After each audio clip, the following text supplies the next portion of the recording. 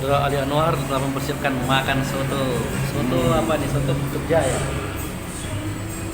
Kita makan soto. Oke.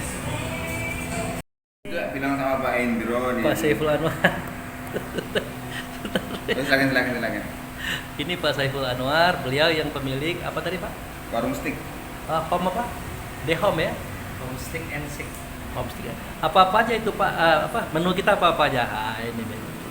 Menu home stick adalah ini memang khusus varian stick khusus untuk makan stick aja. Ya. Alhamdulillah beliau ini masih muda, masih single ya, masih menunggu jodoh. Usaha bagus, lancar. Dia juga peramah, dia juga apa yang suka memberi ini dermawan. Nah kami diundang oleh beliau nih makan-makan. Semoga sukses ya Pak. Amin. Ini lokasi beliau nih. Lokasinya beliau. Yang kami ada di sana. Nah, ini Pak Ali tadi. Nah, kami sudah menikmati lokasinya lingkar barat, Pak. Lingkar barat. Ikan soto. Ada suaranya ya. Dan karena sinyal Pak ya? Bukan karena sinyal enggak ya?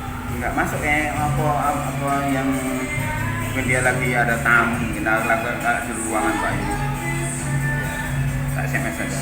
Biasanya kalau bersin jadi dia mau nerima nggak enak, diterima nih ada yang di depannya gitu kan. Iya.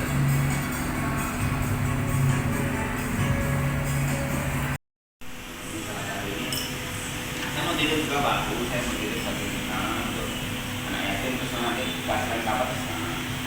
Nah, bapaknya mau saya kasih seperti itu, saya mau ikut mana?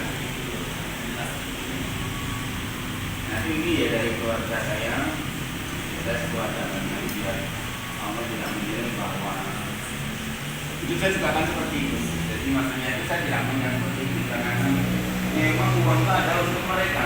Tidak mungkin saya makan itu, tidak itu tak mereka.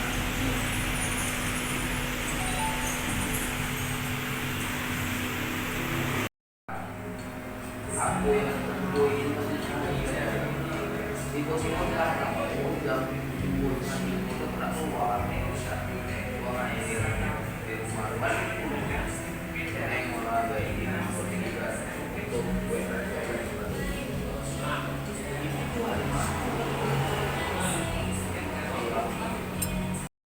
Oh, berarti kita memang kalau emang ini membaginya sulit, kalau emang belum dulu diurusi dulu kira-kira gitu.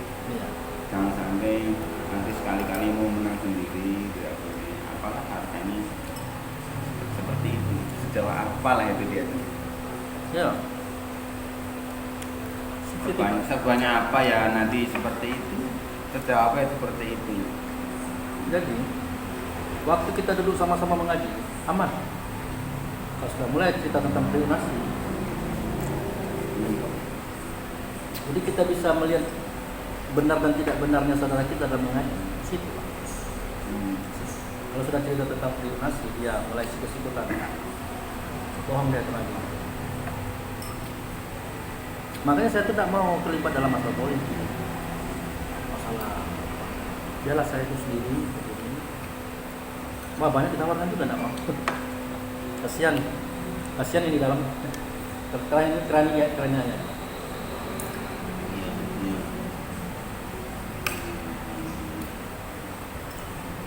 Dan Allah tahu dengan apa yang kita nyatakan. Bukan tidak ada fitnah Pak. Pekerjaan seperti itu ada. Kenapa? Apalagi kehidupan kita memang di luar nalar. Istilah itu tidak punya pekerjaan, tidak punya kesibukan materi. Dia makan juga orang ini. Pelagak dia kemana-mana gini gitu. Dia tidak sibuk gitu kan. Anaknya sekolah juga, dia malah sekolah pula sekarang. Ini dari mana? Dari anak seperti itu. Jadi saya jawab sama mereka, Anda kan tidak bisa membuktikan. Tidak makan yang kali. Saya ini termasuk hamba yang tidak berani meminta. Malu saya dengan Allah. Karena saya tahu persis persoalan saya, Allah tahu. Oleh karena itu saya tidak berani. Kenapa? Setiap saya sudah tidak punya uang, pasti uangnya datang, pasti. Makanya saya ada uang Pak itu pakai, oh ya berapa? Nah nggak cukup, setengah ya. Logikanya kita kan itu uang, dia habis gimana? Nah, tapi kita buang keraguan. Ada. Dari mana datang? Macam-macam. Dari ceramah, mengobati corona, konseling rohani,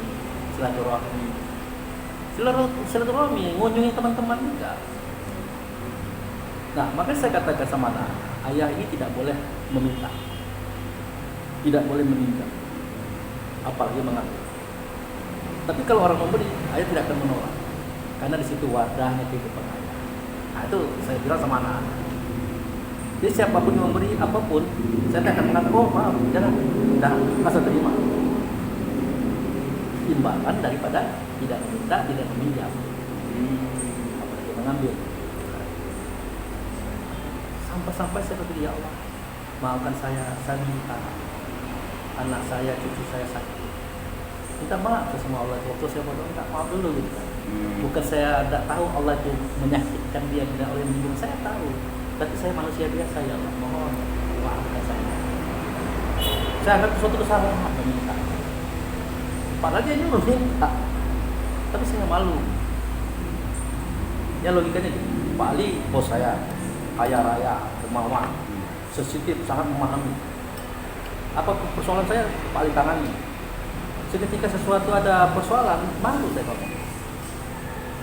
Seandainya Pak Ali tahu, tidak mungkin dia biarin apa. Nah ini Allah pasti tahu ya. Itu logika itu. Walaupun mungkin tidak diterima. Wah, tidak masuk akal itu Pak, tidak ada dalam ajaran agama. Saya rasa seperti itu. Kan tingkatan orangnya beda. Memang seperti itu Pak. Wa may yu'min billahi yahdi qalbah. Jadi hidayah itu langsung masuk ke sana. Ya yang seperti itu kebetulan ke Pak Abi, untuk Pak Abi sebenarnya. Begitu diceritakan, kalau saya mau mengambilnya dan saya cocok, oh, boleh. Berarti itu saya mau. Tapi nggak boleh dibalik. Kamu ini nggak ngerti-ngerti, oh tidak bisa. Nggak bisa. Kita harus memahami kalau itu pakaian sholat. Begitu. Contoh, siapa ya? Alibaba, gitaris, pemain gitar. Alibaba, namanya itu. Oh, tahu. Saya penggemar itu, Pak. Penggemar sama dia. Alibaba itu apa? Dunia mengatakan itu dewa musik, dewa gitar. Mau dia dibayar? Tidak mau. Mau dia diundang? Tidak mau. Padahal dia supir truk. Oh, supir itu, Pak. Supir truk. Tapi Jawa itu tulisannya itu. Jelas saya penggemar dia. Iya. Saya itu enak sekali gitar nomor 1 ini, Masya Allah. Dia jadi supir truk, dia kan cari uang untuk anak istrinya. Lalu kenapa dia diundang nggak mau? Kan uang itu, nggak mau. Ini kan aneh. Tapi kembali pakaiannya Alibaba itu. Ya, aslinya namanya siapa belum tahu juga namanya itu. Ya, Ali namanya Ali itu. Tapi dia idenya itu konten itu kan channelnya ya Alibaba. Alibaba. Saya sering ngikutin. Salah satu yang lagunya itu bagus sekali tuh Pak. Sepertinya isinya seperti yang sering kita omongin itu aja Pak. Yang hidung kalau sebo itu loh Pak. Mungkin karena bahasa Jawa mungkin Pak aku asing mungkin. Tapi bagus sekali itu Pak. Bahwa isinya dia itu memang hidup ini harus kendalikan api itu. Tapi kamu harus hadapi karena itu selalu ada dan harus dimenangkan. Nanti begitu menang, ketemu, nanti cahaya akan terbuka, semuanya jadi nampak, jadi gembira kita. Bahasa Jawanya nanti kita jadi tidak terkalahkan. Ya kali kita kan jadi cuma pengikut waktu itu Pak. Dia sendiri yang memainkan yang ada kan. Sekali ini. Entah nanti nemukan siapa nggak tahu tuh Pak lagu itu. Apa para wali itu atau nggak tahu siapa itu. Kalau di sana tulisan si Narendra Kolasebo itu penemunya. Ya jelas dia dulu dapat dari para wali. Para wali itu kan dia dakwahkan dengan lagu. Maka Roma Irama itu sebenarnya terinspirasi dari sana juga. lagunya dia itu. Tapi umum. Saya di Bali. Saya bukan nulis, bikin video poligami. Belum saya share ya, sudah. Belum. Heboh. Ada yang mengatakan baru kenal Islam. Ada yang mengatakan enggak tahu, belum menjadi ustaz udah ngomong saya menjadi ustaz. Dan saya dah saja. Di poligami itu kan dijelaskan 129 Anissa. Kamu tidak akan mungkin bisa adil pada istri. Bahasa itu. Jadi kita masukkan antara tadi psikologi kejiwaan, perasaan. Benar. Oh, Nabi itu punya istri 12, benar, tidak salah. Tetapi ingat waktu itu kan ayatnya kan belum turun tentang itu, tentang larangan itu. Yang kedua kan Nabi juga kan tidak semua yang dia punya bisa kita tiru. Nabi itu kalau dia nikahkan tidak pakai mas kawin, ya? Tidak dinikahkan. Aku terima mas aku nikahkan engkau, tidak seperti itu. Dia langsung Allah. Apa kita mau niru itu? Ini banyak. Nah malam tadi saya isi ceramah Isra Mi'raj tapi puasa. Kaget. Wah saya minta nomor HP-nya Bapak. Ada itu di WA kita, mana? Baru ini saya tahu, ternyata iblis, jin setan itu nggak ada di luar. Ya.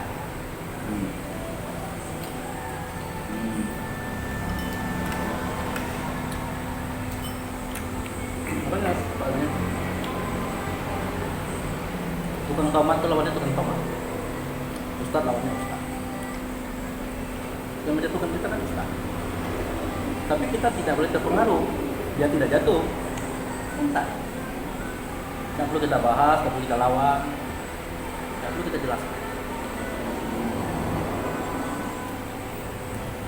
Sama dengan kemarin, saya mata kuliah masuk, orang udah mau maghrib. Padahal mata kuliah dosen ini, ibu ini jam 2 siang tadi, dia terlambat, udah mau maghrib, dia ngisi mata kuliah. Ya maaf, jangankan saya, yang lain aja sudah tidak peduli dengan itu. Dia mau mandi, dia mau ngapain, macam-macam. Sampai saya mau ngasih ceramah, tetap ngisi kuliah dia. Akhirnya ada kalimat, tolong kepala komtim tulis nama-nama orang yang hadir. Saya buat nama saya Arnedi, NIM 2011 3297. Apa dia bilang di bawah? Sama ketua komting coy, penuh ini nanti. Bagaimana perasaan jadi dicuikan orang? Sudah dia tak disiplin, ngomong pelintas pula, pemahaman yang disampaikan dia ngomong ya kita udah tahu semua. Mungkin dia tidak tahu kita gini. Akhirnya saya bikin video kecil, pendek. Maaf ibu, mungkin saya salah tulis. Terima kasih informasinya. Itu pas lihat sosok saya, teman-teman mahasiswa, karena dosennya diktator ya, nggak boleh disela, nggak boleh dibantah, dia nggak boleh diapa. Nah, kalau itu lagi ngomong, wah ini komen semua teman-teman tuh, mantap Pak. Jadi ada ketidakpuasan mereka. Maka istilah saya itu, jangan sampai setelah kita menjadi guru, menjadi pembina, menjadi dosen, kita keluar dari Islam. Itu tidak Islami. Oke lah, terhadap saya akhirnya menyadari, oh berarti bapak ini tua dari saya. Berarti bapak ini kapasitasnya mungkin, kan? Walaupun dia mahasiswa tapi di atas saya. Oke, saya tak akan ulang lagi. Tapi kepada mahasiswa lain tidak boleh. Islam tidak mengajarkan seperti itu, tidak boleh berkata orang. Memang kita tidak diajarkan untuk tersinggung. Tapi di sisi lain, kita jangan menyinggung. Kan itu. Artinya apa? Pak kita singgung orang itu. Yeah. Pak Ali kan tidak mau tersinggung, mau akan menjaga dia. Tapi di sisi lain Allah mengatakan, janganlah kalian menyinggung saudara kalian. Artinya apa? Biar balan, yang satu jangan tersinggung, yang satu jangan menyinggung. Berarti tidak kena kan? Kalau disinggung kena ya. Tinggal cara dia merealisasikan ketersinggungan itu. Ada yang emosi, ada yang marah. Kita tidak. cuma kita pakai trik. Maaf ibu, mungkin saya salah tulis. Benar kata ibu, mungkin saya tertidur, ngantuk mungkin. Thank you atas informasinya. Saya tutup. Akhirnya dia mikir, oh, saya ini salah ngomong, salah sasaran gitu. Ternyata yang saya sebut itu bukan anak-anak, cuma daripada saya. Tapi kita maklum. Iya. Depannya aja. Ternyata apa itu dalam pencarian ini setelah ketemu yang terakhir itu puncaknya yang nomor satu yang pertama sama nomor 2 ini itu memang luar biasa tau Pak. Satu dua ini itu tubuh ini, yang kedua berarti yang melapisinya yang sering Pak Abu bilang itu an-nafsu. Yang ketiga yang tidak berdarah ya, ini yang akan kembali ke sana. Tapi ini harus membutuhkan 2 ini, tidak boleh lepas. Artinya selama kita masih hidup di sini, di tempat yang nomor 1 tadi yaitu bumi, tidak ada kita tidak tersinggung. Cuma bagaimana memanage atau mengatur tersinggung itu jadi berubah jadi apa? Berarti kan gitu ya gitu. Waktu itu saya ngobrol sama yang kehidupan saya itu Pak. Walau syaa rabbuka la ja'alan nasa ummatan wahidah. Jika Tuhanmu, Rohmu mengendaki, maka dijadikan manusia ini cuma satu saja. Satu umat. Iya, jadi sama, nggak ada tersinggung, sama kok. Tapi tidak, wala yazaluna mukhtalifin. Tapi selalu saja manusia ini selalu berselisih. Illa marrahima rabbuk, kecuali manusia yang dididik Tuhanmu, yang dirahmati. Ya. Nah, walidzalika khalaqakum. Kondisinya ciptaan manusia itu ya seperti itu. Terus watammat kalimatu rabbika la amla'anna jahannam minal jinnati wan nasi ajma'in. Kalimat itu sudah sangat sempurna ya, seperti itu manusia. Artinya kalau sehebat manusia apapun, objeknya masih 1, 2, 1, 1, 2 itu udah luar biasa hebatnya. Bisa hebatnya. Nah, tapi sehebat-hebatnya ini tak akan tertarik ke nomor 1 lagi. Ya. Nah, mestinya ikuti yang terakhir. Wa anna ila rabbikal muntaha. Mesti seperti itu akhirnya kan. Nah, makanya ya udah. Ya akan berselisih. Jadi kalau jadi dia tuh sehebat apapun, sebaik apapun, ada aja yang istilahnya kalau bahasa Jawa itu maidu Pak. Nah kalau bahasa aku apa ya? Maidu itu apa ya Pak? Indonesia. Indonesia apa itu ini ya? Jadi enggak, pokoknya kamu ini apa itu? Oh, bener. Kamu ini Jengkel ya. Kamu ini nanti nggak setuju dan itu bagaimana? Kamu ini sok tahu aja dan sebagainya. Itu maidu, karena begitu. Nggak ada aja yang nggak cocok sama dia. Itu Pak maidu itu. Nah itu maidu. Jadi maka selalu berbeda dan ini dari segi walidzalika khalaqahum, kondisi ini memang persis seperti itu, tidak akan berubah. Kalau bahasa Indonesia utang. Main Apa Indonesia? susah. Salukan. Menentukan segala sesuatunya. Itu kalau kesah. Maidu. Oh, kesah. Maidu ini. Aduan. Maidu ini itu Pak. Jadi masa kamu nggak bisa ngerjakan itu? Itu agak mirip itu Pak. Seandainya saya suka bugar nih, kali kalau main kesini, saya nggak bisa, masa kamu nggak bisa? Nah, itu kira-kira gitu. Nggak percaya kalau nggak bisa kamu berbuat seperti itu. Ya, selalu seperti itu. Atau itu kalau kondisinya, kalau dia kondisi baik, orang 1000 mengatakan dia baik, tapi ada satu yang mengatakan, kamu ini seperti itu. Itu akhirnya saya ketemukan itu Pak.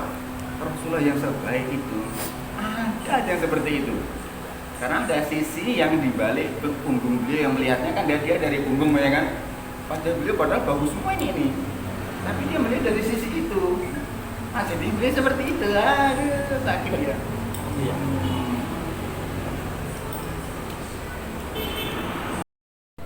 Kayak marah saya makannya. Jadi Pak Alu, ini ja'ilu fil ardi khalifah. Aku menjadikan di dalam bumi, bukan pada, dalam bumi, khalifah. Jadi malaikat protes. Ataja'alu fiha ma yusidu fiha wa yasfiku dima. Adakah akan dibuat juga atau akan dibuat lagi yang sering gontok-gontokan, musuh-musuhan, benci-bencian, iri-irian, berbunuh-bunuhan, tumpah darah. Wa nahnu nusubihu bihamdika wa nuqaddis. Sedangkan kami selalu memuji dan mensucikan Engkau. Dijawab oleh Allah. Inni a'lamu ma ta'lamun. Aku tahu apa yang kamu ketahui. Jadi maksudnya begini, Pak. Bumi itu tubuh kita. Bumi itu tubuh kita. Pada tubuh itu ada angin, ada air, ada tanah, ada api. Masuk kita ke dalam itu. Maksudnya kita itu untuk mengendalikan angin, air, tanah, api itu. Nah, jadi bertanya sahabat kepada Rasulullah, ya Rasulullah, kenapa timbul hawa? Karena anasir angin telah memenuhi segala rongga pada kita. Anasir itu kalau bahasa kita apa nih Pak? Ana saya, siru rahasia. Aku yang tahu rahasianya. Yang ngomong tuh orang yang tahu rahasia itu. Rasulullah. Dia sebutkan nama anasir angin itu adalah rehan. Dia menunjukkan. Kan kita tidak tahu juga. Iya. Dia itu nggak berbentuk juga Pak ya? Tidak. Jadi, mengapa timbul hawa? Karena anasir angin telah memenuhi semua rongga pada kita. Jadi semua rongga kita ini sudah dipenuhi oleh anasir angin. Nama anasir itu adalah roh rehan. Ya roh juga. Sifatnya pantang kelintasan. Tidak bisa lihat orang kaya dia iri, lihat orang berhasil dia iri, lihat orang maju dia iri. Itu sifat dia. Kemudian tanya lagi, ya Rasulullah, kenapa timbul nafsu? Karena anasir air telah menjadi urat, benak, tulang pada kita. Urat, benak, tulang pada kita. Kan timbullah nafsu. Nah, anasir air. Anasir air itu namanya adalah roh rahmani. Sifatnya pantang kerendahan. Nah, itu kalau kita tersinggung apa direndahkan orang kan itu dia. Ya itu. Nah, itu. Yang harus kita pahami betul. Yang tersinggung itu bukan kita, tapi ya. Tapi kita merasakan tersinggungan itu karena kita yang merasa. Jangan kita ikut. Tapi kan kadang-kadang kita terikut yang tadi cerita tadi. Iya. Dan ya Rasulullah, kenapa timbul dunia? Nah, orang mengatakan dunia itu langit bumi ini. Enggak, langit bumi ini ada karena kita. Ada dalam surah Al-Baqarah. Wallazi khalaqalakum ma fil ardi jami'an. Sumastawa ila samai fasawakunna sab'a samawat. Bahwa artinya dialah yang menjadikan langit dan bumi semua. Bahkan 7 setelah itu untuk kamu. Artinya kalau buat karena kamu tidak ada itu. Maka dunia di sini. Maka dunia di sini bukan di situ. Kenapa timbul dunia? Karena anasir tanah telah menjadi daging, kulit, bulu atau roma pada kita. Maka timbullah dunia. Dia bungkus kotak tulang pura. Dia bungkus anasir angin. Nah, berbentuklah kita. Bentuk. Kita butuh atap, dibuatkan langit. Nah, butuh pijakan, dibuat bumi. Butuh berlampat, dibuat angin. Butuh apa aja dibuat. Jadi semua itu terjadi karena kita. Kita lah penyebab sesuatu terjadi. Allah yang menjadikannya. Maka tidak dan tidak alam semesta ini harus tunduk dengan kita. Dan kita harus bisa menundukkan. Masa dengan corona kita lari? Corona kan bagian daripada alam. Karena itu sifatnya apa? Rakus pandang kekurangan. Roh jasmani itu dia tuh rakus, pengen. nggak mau kurang, nggak mau kurang. Inilah asal daripada korupsi, asal daripada mengambil hak orang. Dan naluri itu sudah ada dengan kita dari kecil. Waktu ayah kita ngasih duku 2 kilo ini, nah tolong bagi sama adik-adik, kan kita bagi. Iya. Tapi yang punya siapa? Yang bagi. Yang tengah bagi.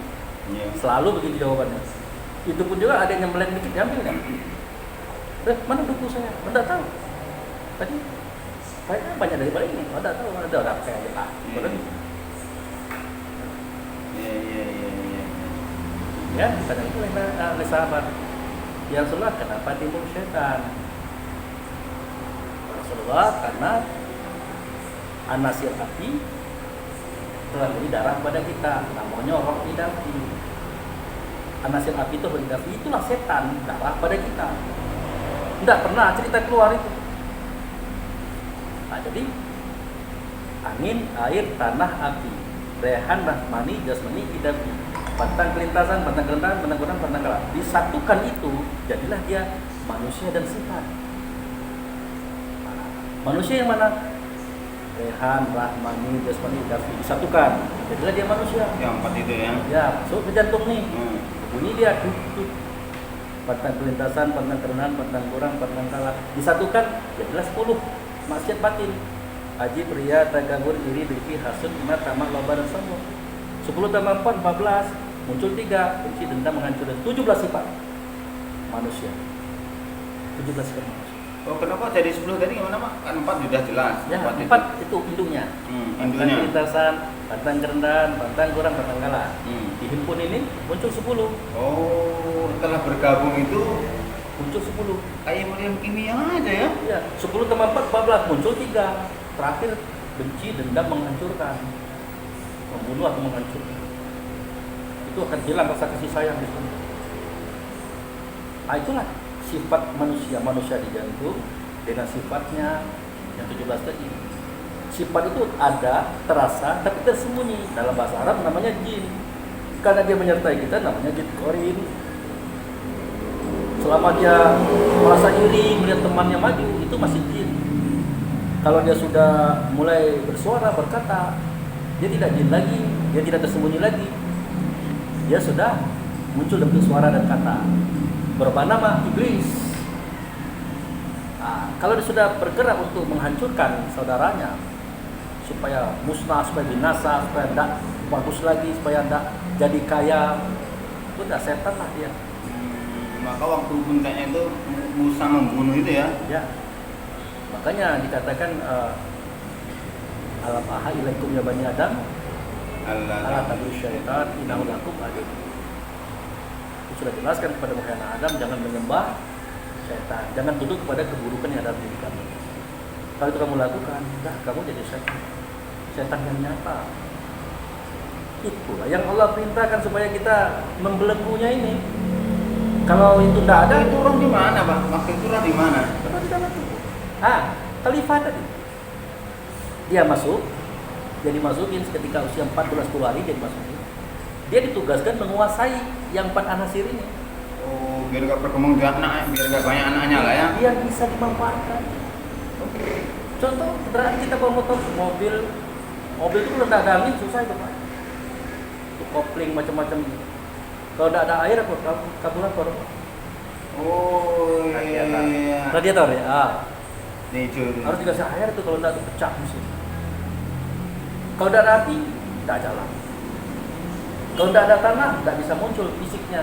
Mana ada besi? Iya, terbuang.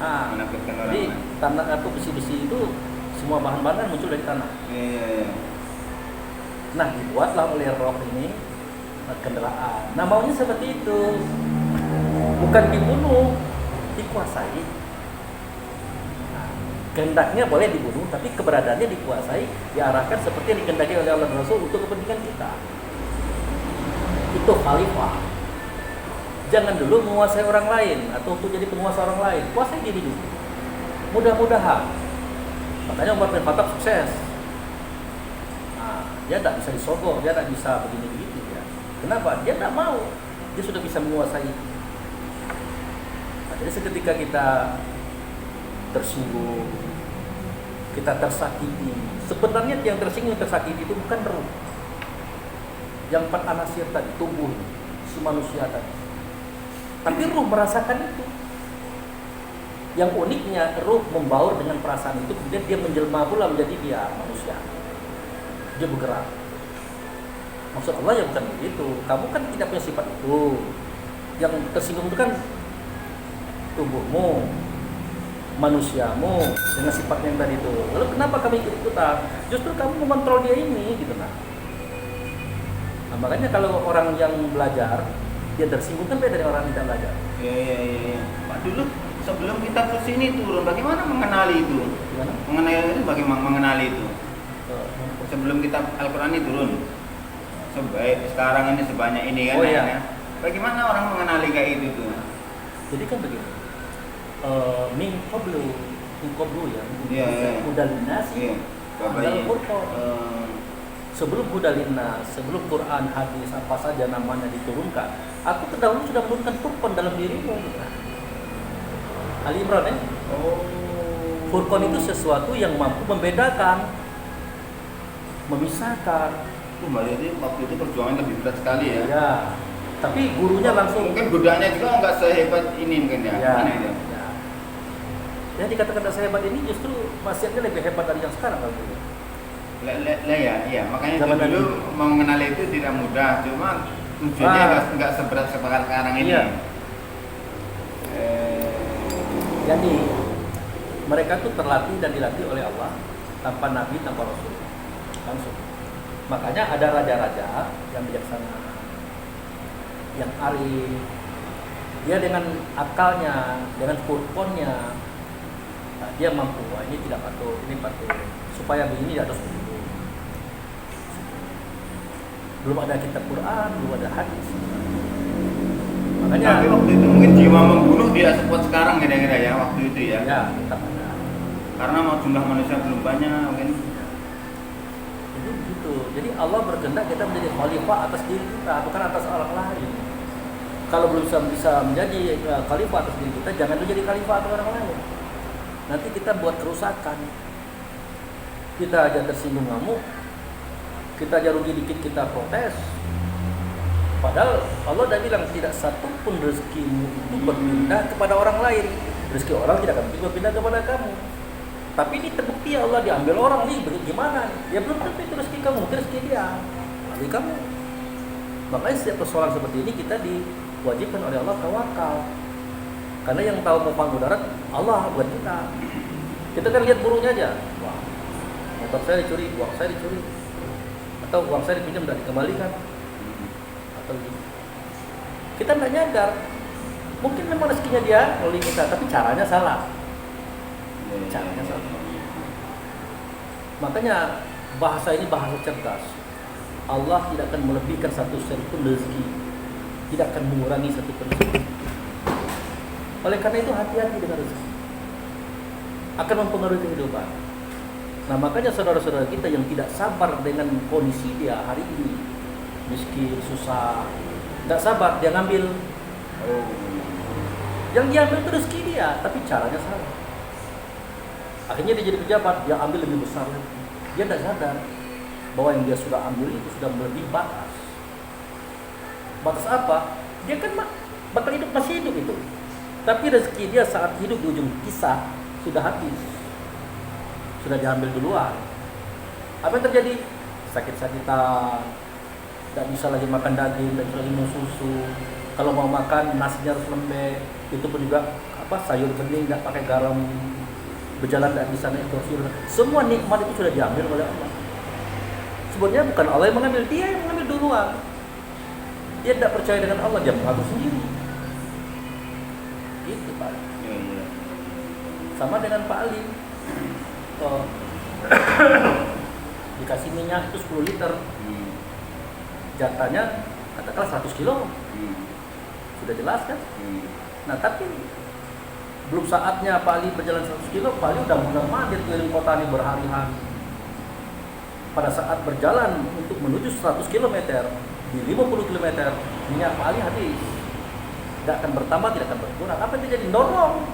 Susah kan? Siapa yang menyusahkan? Pak Ali sendiri.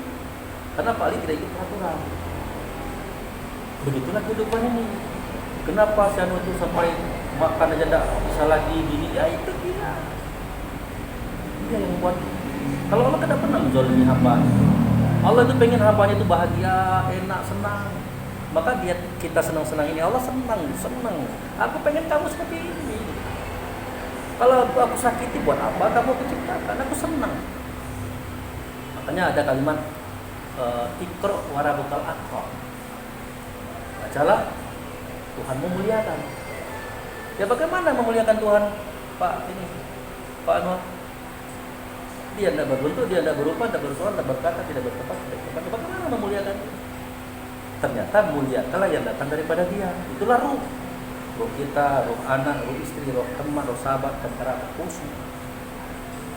Seketika kita menyenangkan ruh kita, ruh istri, anak, ruh orang lain, Allah senang, Tuhan senang. Seketika kita menyakiti ruh kita, ruh anak, ruh istri, ruh orang lain, Tuhan sakit.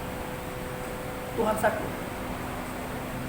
Kenapa? Karena Allah itu sangat sayang kepada kita, sangat cinta kita, maha. Nanti Pak Ali akan jadi kakek. Pak Ali nanti kalau punya cucu lebih sayang ke cucu daripada ke anak. Tapi ketika ayahnya, ibunya memarah Pak Ali tersebut, Pak Ali dimarahkan tanpa Ali, cucu dipukulnya, Pak Ali sakit. Itu gunanya apa ya? Allah tadi. Seketika kita menyakiti hati seorang hamba, dia tersinggung. Kenapa kita nunggu sakitnya waktu kita udah punya cucu ya? Iya, biar enak, bisa memahaminya lebih cepat. Kalau anak kita dipukul istri, kita masih bisa tolerir. Anak kita dipukul suami, jangan tolerir. Tapi kalau cucu, beda. Cucu itu lebih kita kepada dia daripada anak. Kalau anak minta duit gimana? Nantilah. Besok usah. Tapi kalau cucu tidak mau begitu, langsung kita buang. Nanti paling merasa ini. Tidak tahu kenapa seperti itu. Mungkin Allah ingin menunjukkan, kamu tahu tidak rasa kasih sayang sebenarnya. Ini, tunggu kamu punya cucu. Sayang kemain dia punya cucu. Yang punya cucu Pak Abu Bikri, yang punya cucu Pak Ali, Pak Saiful Anwar, cucunya. Tapi seketika cucu itu jentik oleh bapaknya, oleh emaknya, padahal bapaknya anak kita, tersinggung kita. Tersinggung, marah. Apa urusannya? Kan itu yang dimarahin kan kita. Begitulah sebuah gambaran. Jika kita menyakiti orang lain, Allah tersinggung. Allah sakit. Maka senang-senangkanlah cucunya itu, maka kakeknya senang. Senang-senangkanlah hamba-hambanya itu, maka Allahnya senang. Itu Pak. Paling ingat tak hadis Nabi? Jika ayahmu sudah tidak ada, ibumu sudah tidak ada, kamu ingin mengabdi, kamu cari sahabat dekat. Oh iya. Orang-orang yang dia cinta. Iya. Bapak kita itu lah. Iya. Siapa sahabat dekat ayah kita? Sahabat dekat ibu kita yang mereka mencintai orang itu. Seketika kita menyenangkan dia melihat dari sono. Wah, mantap.